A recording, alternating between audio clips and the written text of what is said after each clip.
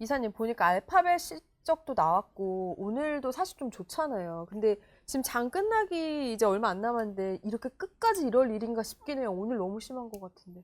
근데 최근 뭐 매일매일이 그렇죠. 음, 올라가는 날도 그렇고 뭐 내려가는 날도 쉽지 않은 그런 현상들이 반복되고 있는 건 결국은 우리가 뒤돌아서 이제 생각해 보면 5월 달에 가장 뜨거웠던 그 시기까지는 단 한 번도 이 고객예탁금이 줄어든 적이 없어요. 그러니까 그쵸. 고객예탁금이 네, 대기자금이잖아요. 네, 대기자금이면 주식을 살려고 대기해 놓은 돈이잖아요. 네.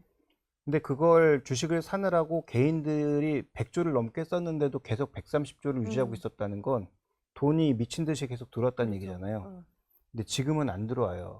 일단 음, 분위기 보니까 심상치 않단 말이에요. 음, 일단 안 들어오고. 안 들어가. 두 번째로는 물린 사람들은 쉽게 팔까요, 안 팔까요? 못 뭐 팔죠. 종목 따라 다르지만 거의 응, 안 팔 거란 응, 말이죠. 그쵸. 그러니까 거래는 확 줄었죠. 음, 거래가 줄어들면서 소위 그 문제 음, 단일 종목 레버리지 ETF로 거래가 집중되니까 네. 그러니까 시장의 왜곡 현상은 더 강하게 나타나고 있는 거예요. 그래서 음, 뭐 대통령이 빠르게 조치 음, 취해라라고 했는데 아직도 뭐 금융당국은 정신 못 음, 차리고 음, 뭐 31일 날 뭐 3천만 원 올린다 음, 뭐 이런 얘기 하고 음. 있는데 그래서 이런 거예요. 음.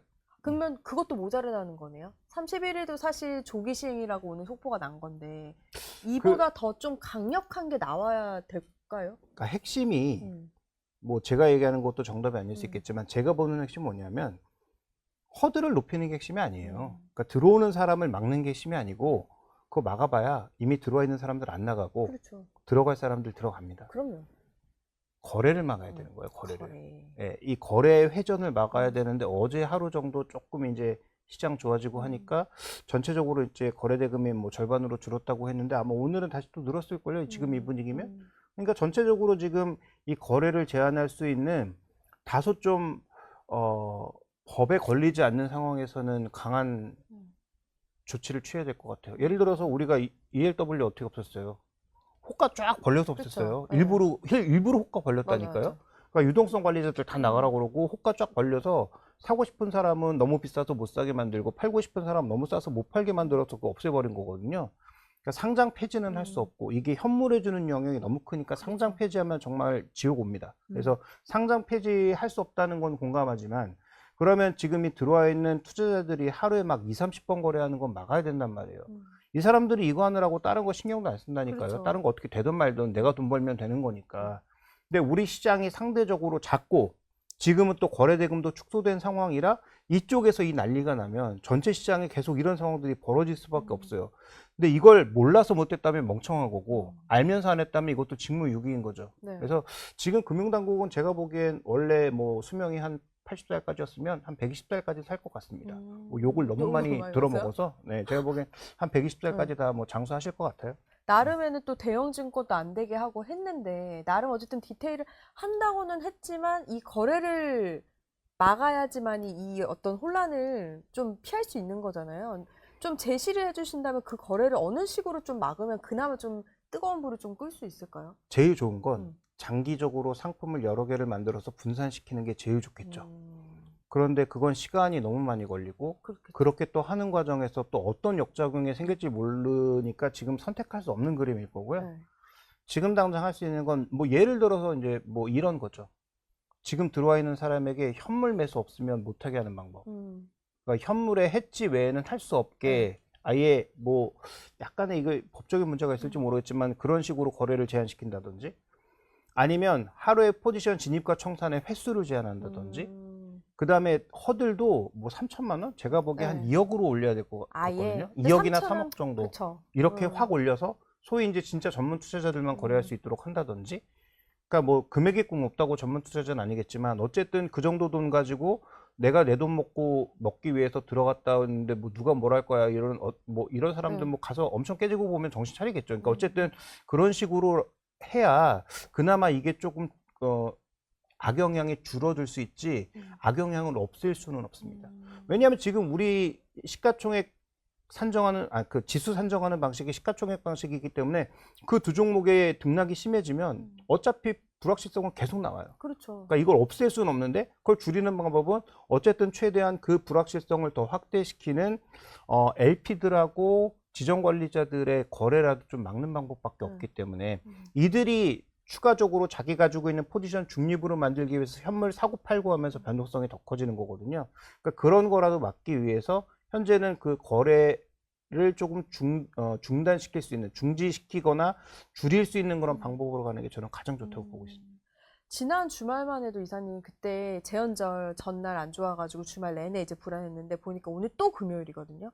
근데 오늘 뭐 그런 소식들도 있지만 보면 유가도 뭐 있고 다음 주에 FOMC도 있겠지만 오늘 근데 뭐 실적이 잘 나왔기 때문에 그 인텔도 그렇고 알파벳도 어제도 잘 나와서 좀 이 정도는 아닐 거라 했는데 또 다른 이유들이 좀 있다면 어떤 게 있어요? 그러니까 지금 가장 기본적으로는 펀더멘탈은 바뀐 게 아무것도 없죠. 그렇죠. 그러니까 펀더멘탈이 바뀐 거 없고 바뀌고 있는 건, 그러니까 변하고 있는 건 주가하고 우리 마음뿐이에요. 마음. 네. 근데 여기서 이제 중요하게 잡아야 될 핵심은 아까도 이미 다 말씀드렸지만 거래량과 거래대금이 대폭 줄어든 상태에서 사람들이 뒤로 다 빠져 있는데 지금 어차피 액션을 할 수가 없어. 없는데. 너무 물려 있거나 지금은 뭔가 포지션 결정이 어려워서 뒤로 다 빠져 있는데 앞에서 이 시세를 조정할 수 있는 ETF의 거래가 너무 커지고 변동성이 커지다 보니까 나타나는 현상이란 말이에요. 그러니까 이거를 우리가 이제 소위 눈속임이라고 하죠. 앞에 지금 막 현란하게 움직이는 이 주가 등락을 쫓아다니다가 제가 보기엔 100% 망합니다.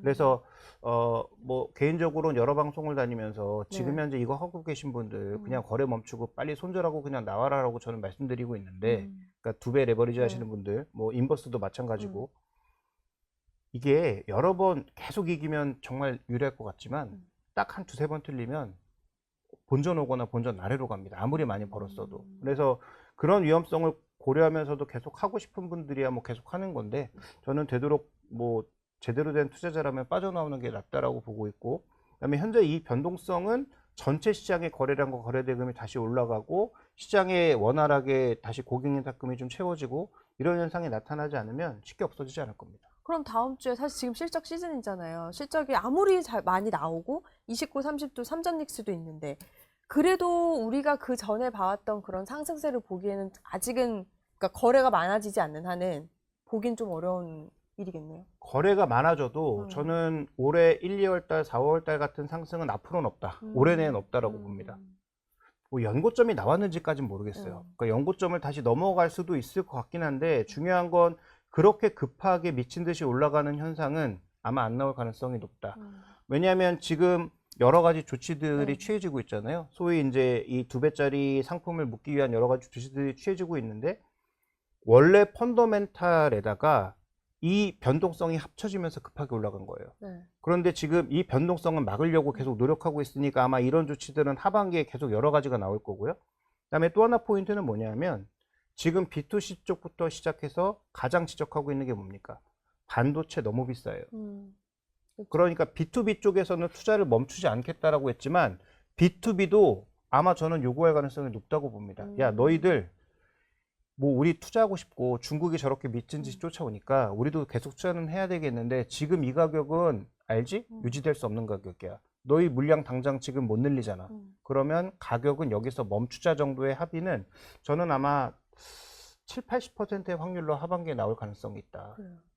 그러니까 우리가 지금 추진하고 있는 LTA라고 하는 게, 그러니까 장기 계약이라고 하는 게 아마 올라가는 스팟 가격을 그대로 더 이상 반영하지는 못하는 그런 가격이 될 가능성이 높고, 그다음에 B2C에서 전부 지금 아우성 치면 애플뿐만 아니라 갤럭시도 지금 우리 적자난다고 하잖아요. 거기다가 오늘 뭐 뉴스 보니까 그 PC 판매, 개인 PC 판매가 지금 줄고 있거든요. 네.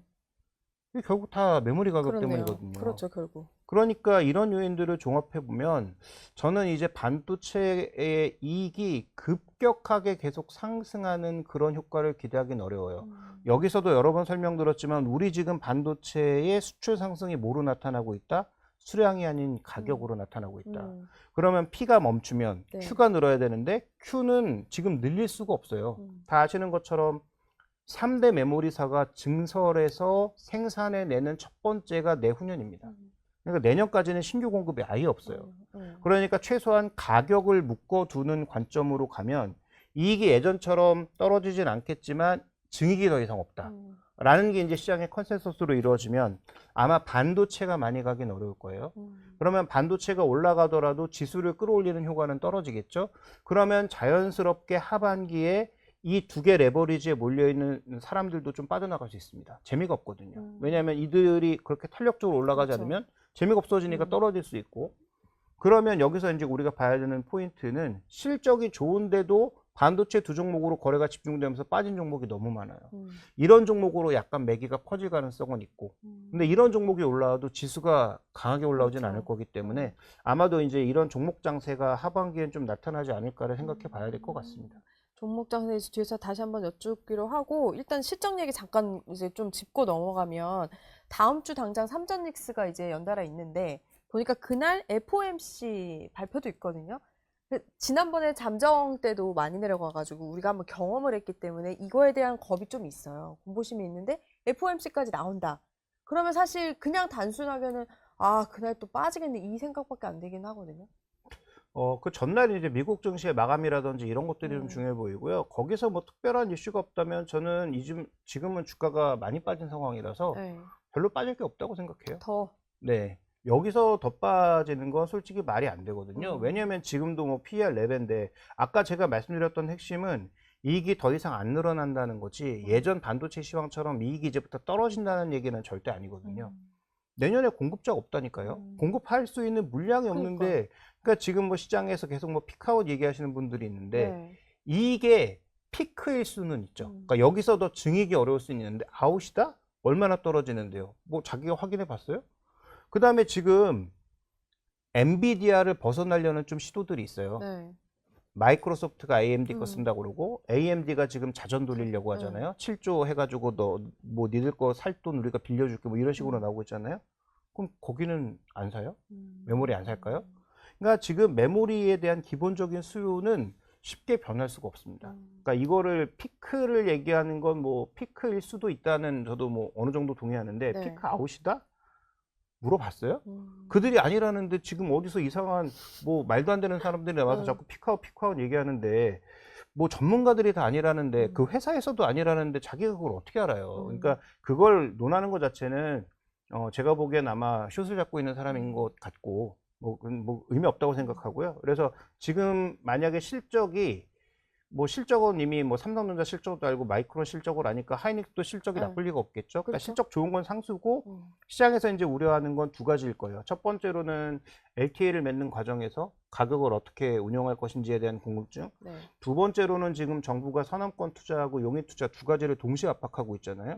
여기에 돈을 어떻게 쓸 거냐 정도가 네. 이익을 변화시킬 수 있는 요소이기 때문에 아마 이 두 가지에서 시장을 우려시킬 만한 큰 변수가 없다면 아마 저는 뭐 추가적인 조정은 없다고 봅니다. 그래서 구글도 실적이 좋았지만 밀린 건 너무 뻔하잖아요. 그렇죠. FCF가 말랐다. 그러니까 프리 캐시플로우가 말랐기 때문에 아 이거 계속 투자할 수 있을까에 대한 고민과 그러면서 반도체 종목은 비교적 견조했던 게 걔네가 계속 돈 쓴다고 하니까 견조한 거잖아요. 그러니까 지금 메모리도 똑같아요. 돈 앞으로 계속 많이 벌 건데 네. 너희 올해부터 내년까지 돈 너무 많이 쓰는 거 아니야? 뭐 선왕권하고 용이 동시에 투자하면 너무 많은 돈이 들지 않을까? 뭐 너희가 지금 돈 잘 버는 거 알겠는데 그거 너무 많이 돈 쓰는 거 아니야? 라는 물음이 아마 이번 실적 발표에는 가장 제가 보기엔 메인 포인트가 될 거예요. 그러면 요거 하나 여쭙고 싶었어요. 지금 저희가 사실 뭐 매일매일 일일비 하고 있긴 하지만 최근에 보면 국장에서 나흘 정도 4조 원 넘게 외국인들이 사들였잖아요. 그거를 보면서 이제 한동안 왜 우리가 그랬잖아요. 외국인 투자를 따라가자. 막 그런 얘기도 할 정도였다. 한참 좋을 때. 이거는 또 의미 있는 수급으로 해석을 해도 되나요? 아니요? 아니요. 뭐 저는 계속 말씀드리지만 외국인들은 아마 올해 내내 팔 거라니까요. 그러니까 외국인들이 파는 걸 자꾸 외국인들이 비중을 줄인다라고 생각하시면 안 되고 네. 물론 뭐 주식 수는 줄어들지만 금액 기준으로는 계속 역대 최고라니까요. 그러니까 외국인들이 금액 기준으로 평가했을 때 소위 패시브 입장에서 보면 아직도 한국은 너무 뚱뚱해요. 우리가 원래 잡았던 비중 대비 너무 높단 말이죠. 그러니까 국민연금도 지금 뭐 2, 300조 벌어서 좋지만 자신들의 규정에 따라서 줄일 수밖에 없는 것처럼 외국인도 똑같아요. 그러니까 아마 줄이는 속도의 차이는 계속 있겠지만 저는 올해 내내 외국인들은 팔 거라고 봅니다. 그러니까 외국인들이 예를 들어서 하반기에 갑자기 뭐 전체 포트폴리오를 조정해서 야 한국 너무 좋아 포트폴리오를 대고 올리자 라고 결정을 하면 또 모르겠지만 만약에 지금 현재 규정이 계속 유지되는 상황이라면 외국인들은 기조적으로 보면 올해 내내 팔 겁니다. 근데 올해 300조 팔아도 외국인들 올라간 금액의 한 절반도 안 되는 금액이에요. 그러니까 외국인들은 팔아도 비중을 계속 늘고 있는 것이다. 이렇게 좀 봐야 될 것 같고요. 그래서 외국인들 뭐 이틀간 사조 샀다고 전혀 뭐 기뻐할 건 아니고, 올해 주식을 끌어올린 건 ETF하고 개인입니다. 그러니까 이 돈이 다시 강하게 들어올 수 있는지 정도가 중요한 것이지, 지금 외국인들은 계속, 저는 계속 들락날락 할 거라고 네. 봐요. 그래서 뭐 기조적으로 사지는 않을 것 같습니다. 오늘 보니까 주변에서 제일 많이 말하는 게 아예 주식 계좌 열지 않는다. 뭐 이런 식으로 이제 대혼란이고 그냥 보기 싫은 것 같아요. 그냥 그런 분위기인 것 같은데, 그래도 좀 모멘텀을 하나 찾아보자면 이번에 또 깜보회동 이제 기사들이 나오고 있잖아요. 이번에는 미국에서 만나던데 아예 젠슨왕이 초대를 했잖아요. 이번에는 시장이 지난번하고는 달라요. 그리고 본인들도 알 거예요. 지금 반도체에 대해서 굉장한 의심들이 많이 있다는 걸. 그러면 메시지는 달라져야 될 것 같기는 하거든요, 이번에. 어떻게 좀 보세요? 근데 저는 뭐 특별한 얘기는 없을 것 같거든요. 그냥 뭐 사이좋게 잘 지내자. 그 다음에 엔비디아가 네. 지금 계속 이렇게 우리나라 업체들을 품으려고 하는 의도는 너무 뻔하게 보이잖아요. 미국 내에서 원래 가장 많이 투자했던 사람들이 계속 빠져나가려고 하고 있잖아요. 그러면 이걸 대체할 수 있는 피지컬 AI 쪽의 협력체도 찾아야 되지만, 네. AI 데이터 센터에 추가적으로 투자할 수 있는 돈줄을 찾고 있는 거예요.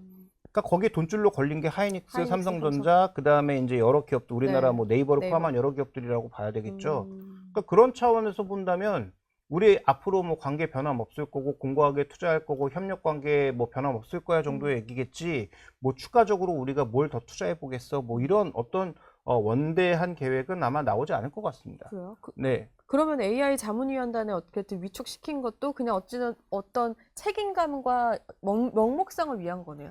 그러니까 엔비디아는 지금 엔비디아 주가가 올해 굉장히 재미없잖아요. 네. 그러니까 시가총액 1위도 잠시 애플한테 뺏기기도 했었고, 왜 그럴까?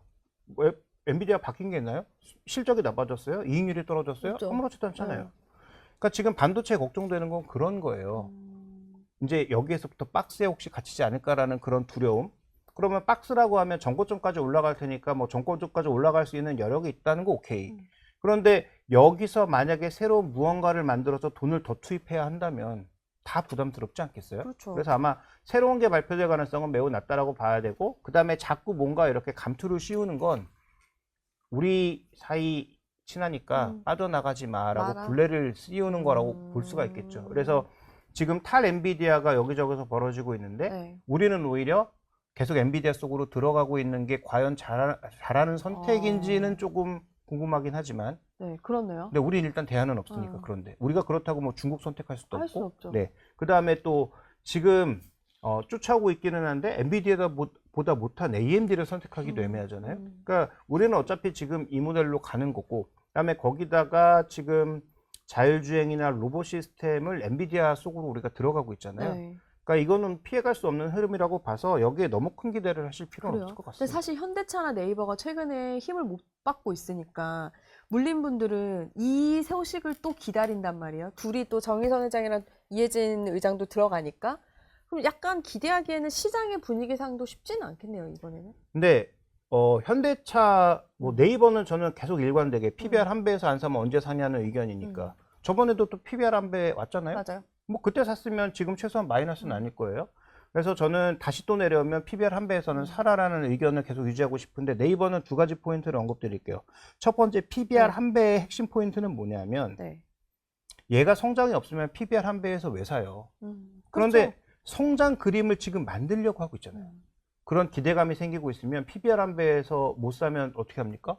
그럼 언제 사실 건데요? 또 30만 원 가면 그때 뒤늦게 샀다가 또 물릴 거예요? 그런 어리석은 투자는 하지 마시고, 지금 PBR 한 배에서 이 기업이 성장이 없는 기업이라면 살 필요가 없고, 성장의 뭐 방향성이 보인다면 사야죠.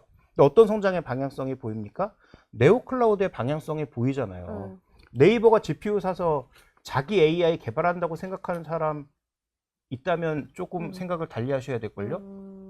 이미 다 실패했잖아요. 그렇죠. 그러니까 우리나라 국가 뭐 국방 모델 일부 정도 담당하는 거 그 정도 하겠죠. 그런데 뭐 글로벌리하게 갈 수 있는 AI 모델을 한다? 이건 이미 입증됐잖아요. 안 됩니다, 그거. 그렇죠. 안 되는데. 근데 지금 미국의 네오클라우드 밸류에이션 한번 보세요. 70배, 80배예요. 이게 지금 PER 따져도 15배도 안 되는 기업이라니까요.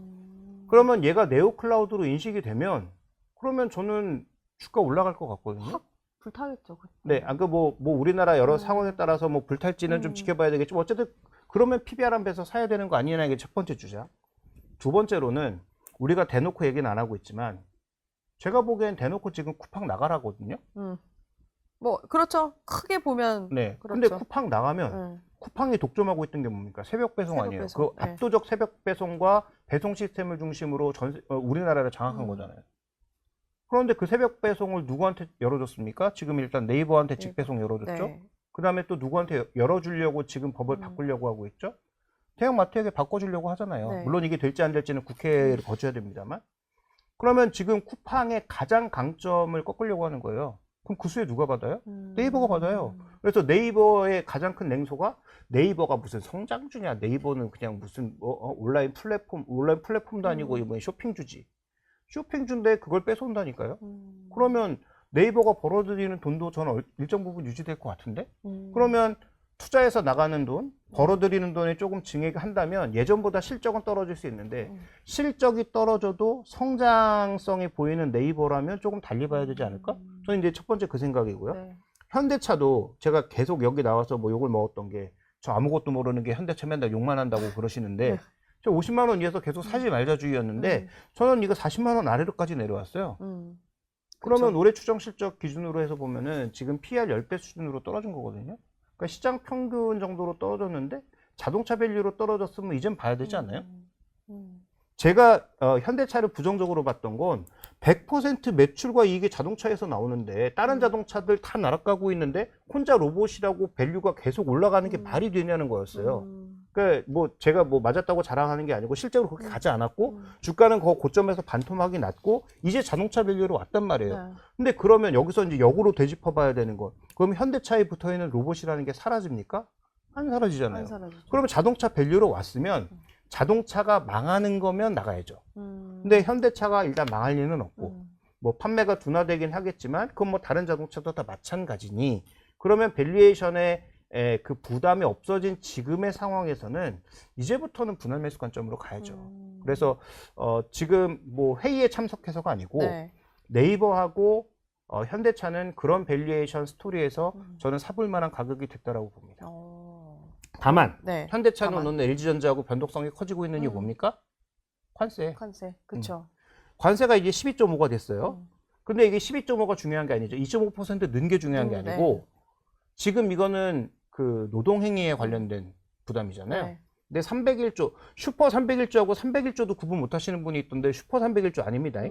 301조라고 하는 기본적인 무역법안에서 두 가지를 걸었는데 우리 두 가지 다 걸려 있어요. 네. 근데 이번에 나온 거는 노동행위와 관련된 것만 걸린 거예요. 네. 그러면 초과 공부가 관련된 내용도 분명히 걸릴 수 있습니다. 그렇죠. 그러면 이게 2.5를 넘어가느냐 아니면 그거 아니냐에 따라서 미국이 우리랑 약속한 15%를 지키느냐 아니냐의 문제도 있어요. 그렇죠. 그러니까 이게 이제 우리나라 정부의 협상력이 얼마나 있는지를 또 확인해 볼 수 있는 하나의 포인트잖아요. 그래서 아마 이것 때문에 지금까지 마스가를 포함한 미국 투자를 좀 지연시킨 게 아닌가 싶기도 합니다. 그러니까 결론적으로는 그랬던 거죠. 그렇죠? 네, 지금 그래서 아마 이거랑 아마 등가 교환을 하지 않을까. 그러니까 추가 관세에 관련된 부담을 우리가 이제 미국에 투자함으로써 아마 등가 교환을 하려고 하지 않을까 싶기도 한데 뭐 그렇게까지 잘 짰을지는 잘 모르겠습니다만 어쨌든 만약에 그렇게 된다고 하면 우리에게 미치는 영향은 제한적이겠지만 어쨌든 LG전자하고 현대차는 아무리 현재 생산 비중을 높였다고 해도 관세에 민감합니다. 아, 당연하죠. 네. 무시는 못해요. 그러니까 지금 현재 구간에서 이 두 종목의 변동성이 커지는 건 단순하게 오늘 시장에 빠져서일 수도 있지만 이런 요인들도 영향을 받고 있기 때문에 이 두 종목은 그 부분도 좀 같이 살펴봐야 될 것 같습니다. 당분간은 좀 지켜보긴 해야겠네요. 관세 그렇죠. 흐름이나. 추가적으로 이제 그렇죠. 관세가 어떻게 되는지, 그다음에 우리가 김정관 장관이 뭐 8월 말 9월 초에 뭐 1호 프로젝트 발표한다고 했으니까 뭐 그런 차원에서 한번 좀 바라볼 필요가 있을 것 같아요. 그럼 좀 아까 레버리지 ETF 계속 말씀 주셨는데 보니까 이게 빠져나가면서 최근에 이제 너무 급락하면서 오늘은 또 15%나 빠지기도 했더라고요. 근데 그 자리에 이제 그런 기사들이 있었어요. 투자자들이 지쳐서 이제 규제를 피해서 정책이 나온 것도 있으니까 미국 S&P 500이나 3배 이제 레버리지로 많이 빠져나갔다 자금이 이런 기사들이 있는데 사실 그 전에 불장이었다가 변동성이 있을 때는 얼마 전까지는 그래도 난 계속 공격적으로 간다였거든요. 근데 조금 투자자들의 전략도 좀 달라지는 거 아닌가 싶기도 해요. 심리적인 건지. 근데 저는 굉장히 좀 아쉬운 건 그럴 거면 고점에서 빠져나가시지 왜 저점에서 빠져나가시죠? 고점이 끝이 아닐 줄 알았던 거 아닐까요? 아니 그러니까 음, 그러면 저점에서는 최소한 팔지 음, 말아야죠. 음, 그러니까 지금 저점에서 외국인들 4조 샀을 때 그 저점에서는 또 꽤 많이 올랐다가 오늘 또 빠지고 있는데 오늘 또 빠질 때는 또 사고 있어요. 그래서 이게 뭐 유지될지 모르겠지만 어쨌든 개인 투자자들이 더 이상 우리나라로 돌아가지 않고 뭐 미국으로 간다고 하면 저는 답답한 건 네. 이번에 반도체 빠질 때도 우리만 빠졌다고 착각하시는 분들이 있는데 똑같아요. 또 안 다 빠진 빠졌어요. 반도체가 네. 어딨어요. 일본은 더 많이 빠지고. 근데 키옥시아 반토막 네. 났고 그 다음에 뭐 그 삼성전기 반토막 났고 하여튼 많이 오는 종목일수록 많이 빠졌어요. 그러니까 미국도 똑같고 우리도 마찬가지란 말이에요. 그러니까 미국 가면 뭐 반도체가 나아질까는 완전한 착각입니다. 근데 우린 왜 이렇게 더 그런 반응이 큰 거예요? 그러니까 하루하루 등락폭이 크니까 이거를 종가로 연결해서 한번 보세요. 10% 빠지고 10% 내리면 더 내리긴 했는데 결론적으로 변화율은 작거든요. 근데 사람들은 하루에 10% 움직이는 이 등락폭을 아래 위로 다 쳐다보고 있으니까 그러니까 골치 아픈 거예요. 그래서 아까 뭐 어떻게 보면 뭐 앵커께서 정답을 말씀해 주신 것 같은데 이럴 땐 안 보는 게 나아요. 믿음이 있다면 차라리 안 보고 다른 거 보는 게 그러니까 정말 낫습니다. 나갈 거 아니면 안 보는 그러니까. 게 속은 편하니까. 그러니까요. 그래서 그냥 보지 마시고 반도체에 관련된 믿음이 전부 사라지셨으면 미국에든 어디든 투자하지 마세요. 투자 안 하는 게 맞는 거예요. 그다음에 만약에 믿음이 사라지지 않으셨다면 그다음에 매일매일 흔들리는 주가에 저는 솔직히 뭐 1도 안 흔들리거든요. 아직 확신이 있기 때문에. 진짜요? 네. 근데 그런 확신이 없으신 분들은 아예 보지를 마시던가 아니면 음. 확신을 가지시던가 둘 중에 하나 선택을 하셔야죠. 지금은 참 멘탈을 붙잡아야 될 때인 것 같아요. 근데 이게 초보 투자자들일수록 심한 것 같아요. 아, 당연하죠. 그러니까 차라리 저랑 같이 이제 옛날에 샀던 사람들은 저한테 아무 말도 안 하거든요. 물론 그들도 불편하겠죠. 뭐 주가 등락을 보면서 당연히 불편하겠지만 그쵸? 네. 물어보는 건 아, 지금 고점이야? 정도예요. 그러니까 지금 빠져나와야 돼 말아야 돼 정도이지 뭐 그렇게 고통을 느끼는 것 같지는 않은데 최근에 이제 뒤늦게 따라 사신 분들이 내가 이제 한 30% 수익 났다가 막 마이너스 났다가 하니까 이제 버티지를 못 하시는 거죠. 그래서 저는 최근에 사신 분들도 저는 뭐 전고점 레벨 정도까지 올라올 거라고 봐서 뭐 그렇게까지 뭐 불안해하실 필요는 없을 것 같다라고 봅니다. 또 반도체 외에 얘기를 해보면 금융주 또 괜찮더라고요. 오늘도 신한금융 같은 경우는 플러스로 올라가고 하던데 금융주라도 또 이제 실적도 좋았고 그래서 그런지 또 많이들 관심을 가지시는 것 같긴 한데 금융주는 어떻게 보세요? 뭐 금융주는 나쁘진 않은데 뭐 드라마틱한 수익률도 없죠. 그렇죠. 드라마틱하진 않아요. 네. 그렇죠? 그러니까 우리가 주식 투자하면서 뭐 예를 들어서 10% 수익률 누리기 위해서 위험보다 많고 주식 투자하는 사람은 별로 없잖아요. 그러니까 아마 그런 차원일 거예요.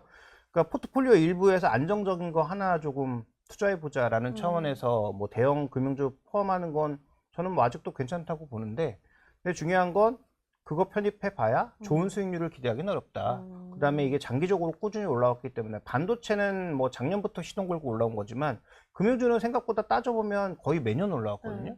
그러니까 이건 뭐 올해도 그렇게 큰 수익률을 기대하기는 어려울 거예요. 그래서 뭐 안정적인 종목으로서 하나 그 편입하는 건 뭐 나쁘지 않을 텐데 그런 차원에서 보면 최근에 그 커버드 콜 액티브가 오히려 좀 더 낫지 않나라는 생각도 들어서 과연 뭐 이게 배당주 그다음에 네. 안정적인 종목으로서 정말 소구력이 있는지는 지금의 위치에서는 조금 고민해 보셔야 될 것 그래요? 같아요. 그래서 많이 담을 필요는 없다. 많이 담을 필요. 네. 다른 또 대안적 업종 같은 거 왜냐면 반도체가 이러니까 또 그런 거 있잖아요. 아 주식을 하기는 해야 될 것 같은데 반도체는 하고 싶지 않고 뭐 그럴 수 있잖아요. 근데 우리가 어제 그제부터 한번 시장이 변화된 점을 보자고요. 그 전에 급등락은 어떤 시기였냐면 반도체만 올라서 화가 납니다. 그 다음에 빠질 때는 반도체하고 다 같이 빠져서 2배로 화가 났어요. 근데 최근에 2, 3일간의 흐름의 결정적인 차이는 뭐냐면 반도체가 주인공이 아니게 됐습니다. 수익률 기준으로 봤을 때 반도체가 주인공이 아니고 낙폭과대주가 주인공이 됐어요. 그러면서 뭐 SK이터닉스 같은 경우에는 뭐 예전에도 여러 번 언급드렸지만 신고가가 났고 지금 사야 되느냐 사지 마세요. 저는 오히려 지금 비중을 줄여야 될 때라고 봅니다. 조금씩은. 네. 근데 SK이터닉스도 제가 말씀드렸던 핵심 포인트는 뭐예요? 지금 그 외국 펀드가 바보가 아닌 이상 이들과 손잡고 사업을 할 리가 없다. 그래서 전 이렇게 빨리 뭐 이게 나타날 줄 몰랐는데 뭐 어저께 뭐 정부법 뭐 개정 뭐 이런 것들 얘기 나오기 시작하면서 뭐 주가는 뭐 시동을 걸었는데 그럼 에너지 분야는 관심을 가져야 되지 않을까요? 우리가 지금 선안권 프로젝트에 대해서 굉장히 착각하는 게 있는데 네. 반도체 판한 두세 개까지는 아직 전력이 남아 돌아요, 여기.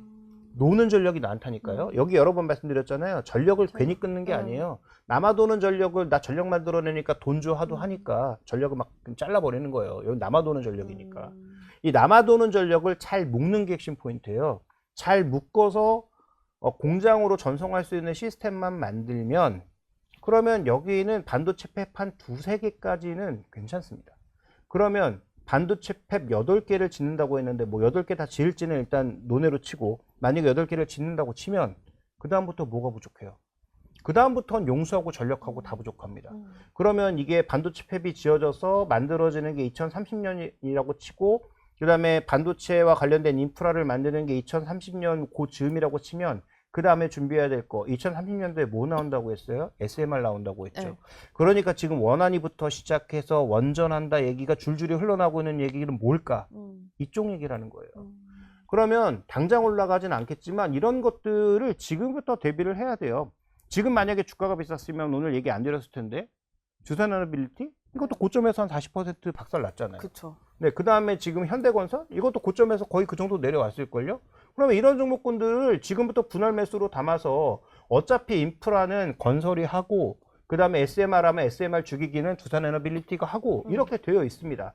그러니까 뭐 계속 하루하루 등락하는 것들만 신경 쓰시면 제가 보기엔 멘탈이 망가지니까 이런 미래 그림을 보면서 에너지 쪽 종목군들을 하나하나 담아야 되는데 하나는 지난번에도 설명드렸던 것처럼 전력 설비 또 하나는 에너지를 공급할 수 있는 SMR 그 다음에 뭐 태양광을 포함한 이런 종목군들 그 다음에 또 하나는 건설주 중에서 하나 이런 인프라를 만들 수 있는 건설주 중에 하나 이런 것들을 포괄하는 게 뭐 괜찮을 것 같고 그 다음에 우리나라 그룹 내 에너지 기업 들어가 있는 거 몇 개 없잖아요. 없죠.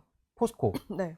SK, GS. GS. 네, 이런 데가 자체 발전소도 있으면서 그 다음에 에너지 사업도 하면서 외부에서 에너지 수입도 하면서 이런 것들을 하는 기업들이거든요.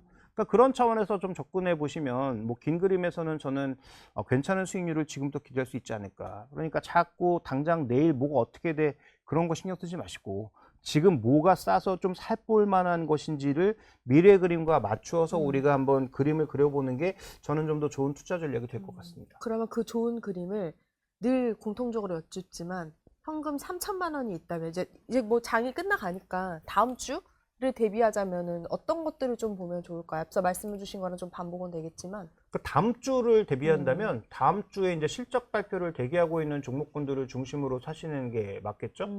그래서 단기적으로 보면 그런 낙폭과대주를 중심으로 한번 접근해 보시는 게 좋을 것 같은데 저는 뭐 다음 주보다는 긴 관점에서 보면 조금 그래도 한 뭐 6개월, 1년 정도를 바라보는 관점에서 보면 뭐 3천만 원은 금액이 조금 작기는 한데 네. 저는 여전히 뭐 40%는 반도체 두 종목에 집중할 것 같고 나머지 이제 40% 현재 가격에서 나머지 40%는 아까 말씀드렸던 LX 일렉트릭 네. 그 다음에 뭐 현대건설 두산에너빌리티, GS 이런 기업들을 사보겠다라는 말씀을 좀 드리고 싶습니다. 네. 그다음에 뭐 단기적으로는 지금 약간 제약바이오도 좀 튀어 올라오는데 뭐 물론 코오롱 계열은 뭐 정말 지옥으로 가고 있지만 그거 빼고 최근에 조금씩 뭐 반응이 나오고 있는데 제가 보기엔 이쪽도 그냥 일반 바이오 아무거나 사시면 좋은 수익률 기대할 수 없을 것 같아요. 좀 규모도 있고 삼성바이오로직스의 최근 변화는 굉장히 좀 의미 있는 변화다. 네. 항체 의약품만 만들다가 여기가 이번에 인수한 그 회사는 펩타이드 계열을 만드는 거예요. 이 펩타이드 계열이라고 하는 건 그냥 호르몬 복제를 할 수 있다라고 생각하시면 됩니다. 일종의 그 아미노산 합성 같은 거예요. 그러니까 우리가 얘기하는 GLP-1이 뭡니까? 우리 몸에 있는 원래 호르몬을 비슷하게 복제한 거잖아요. 그러니까 그런 거 만드는 거란 말이에요. 그럼 더 쉽게 말씀드릴까요? 삼성바이오로직스가 지금 8공장까지 계속 공장을 확대하면서 송도 제3 캠퍼스를 만들고 있는데 네. 송도 제3 캠퍼스에 만들어지는 그 공장에서 지금 GLP-1 약들이 나올 수도 있다는 얘기예요. 그렇네요. 네. 그러니까 이제 그런 것들을 생각해 보면 그런 종목군들이 최근에 왜 강세를 보이고 갑자기 공격적 리포트가 나오는지를 알 수 있다. 그래서 뭐 그런 종목들 정도를 한번 관심 가져보시는 게 어떨까 생각합니다. 마지막으로 아까 믿음 때문에 1도 안 흔들린다고 하셨잖아요. 아마 투자자분들은 어떻게 하면 저렇게 믿고 갈 수 있는지 궁금할 것 같은데 이사님만의 어떤 노하우로 좀 마지막으로 투자자들에게 일침 아니면 위로 좀 주세요. 위로는 아닐 것 같은데 일단 제일 중요한 건 네. 싸게 사는 겁니다. 싸게 사는 그러니까 남들이 다 비관하고 이거 망했어 막 이럴 때 그럴 때 분할 매수해서 싸게 사고 있어야 어떤 상황이 나타나도 버틸 수 있습니다. 그러니까 가장 최근 사례를 말씀드리면 네. 제가 이제 SK이터닉스를 여러 명한테 얘기를 했는데 다 안 사고 딱 한 명 샀어요. 근데 아, 그분이 그래요? 32,000원에 샀습니다. 그래요. 32,000원에 사고 주가가 뭐 초반에는 뭐 엄청 뭐 급등락을 했죠. 근데 싸게 샀으니까 흔들리지가 않는 거예요. 그렇겠죠. 어쨌든 뭐 시장이 뭐 폭락하고 폭등하고는 이익이니까. 그러다가 그저껜가 어저껜가 뭐 100% 이익 내고 팔았대요. 그래서 제가 왜 이렇게 일찍 팔았냐고 뭐라고 그러긴 했지만 어쨌든 싼 가격에 사야 됩니다. 그러니까 사람들 흥분하고 다들 사야 된다라고 미쳐 날뛸 때는 안 사시는 게 답이고 다들 끝났네 이제 뭐 반도체 안 된다 이렇게 할 때 다시 한번 냉철하게 돌아보십시오. 지금의 위치가 정말 그렇게 흥분한 가격이었는지. 최근 들어서 반도체가 워낙 뭐 안 좋다 보니까 다시 2차 전지를 되뇌이시는 분들이 많던데 맞아요. 2차 전지 그때 PR이 100배였어요. 지금 반도체가 PR 4배거든요. 네. 비교할 걸 비교하시고 그냥 같이 뭔가 좀 대응될 만한 걸 얘기를 해야지. 그래서 반도체에 대해서는 뭐 그 정도 말씀을 드리면 될 것 같고, 그래서 제일 중요한 건 남들이 다 비관할 때 싸게 사는 게 가장 핵심이다. 그래야 흔들리지 않는다. 오늘 화가 많이 나신 것 같은데. 아, 원래 화는 많습니다. 화 많습니다. 알겠습니다. 이 화가 다음 주에는 불장으로 이어지기를 바라면서 다다음 주 저희 뵐 텐데 그때는 조금 더 희망적인 소식이 좀 많았으면 좋겠어요. 아까 저는 지금도 희망적이에요. 아, 나쁘지 희망적이요? 않다니까요. 아, 네. 제가 흔들리는군요. 흔들리지 않겠습니다. 알겠습니다. 지금까지 김종효 이사 함께했습니다. 고맙습니다.